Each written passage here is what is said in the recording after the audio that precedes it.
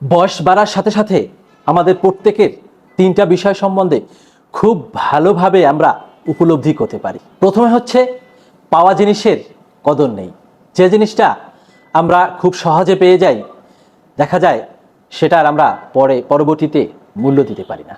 দ্বিতীয় হচ্ছে বন্ধুত্ব চিরস্থায়ী হয় না।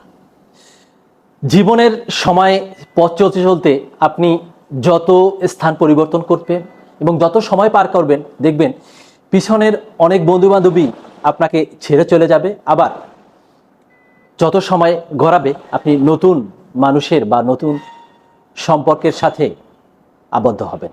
তাই বন্ধুত্ব একটা ক্ষণিক সময়ের জন্য হয়ে থাকে। তৃতীয়টা হচ্ছে শৈশবের সময়, মানে ছোটবেলাটা যতই বয়স বাড়ছে আপনি ছোটবেলাটাকে সবচেয়ে বেশি মিস করবেন। যখন কর্মময় অফিস সময় বৃষ্টিতে বাইরে তাকাবে, দেখবেন ছোট সময়ের সেই কাটানো সময়গুলো অনেক মনে পড়বে এবং আপনাকে কাঁদাবে। আপনার স্কুল জীবন, আপনার গ্রামের সেই শৈশবের সময়টাকে আপনাকে প্রতিনিয়ত অনেক কষ্ট দিবে এবং স্মৃতিময় সেই শৈশব কখনোই ফিরে পাবেন না। ধন্যবাদ।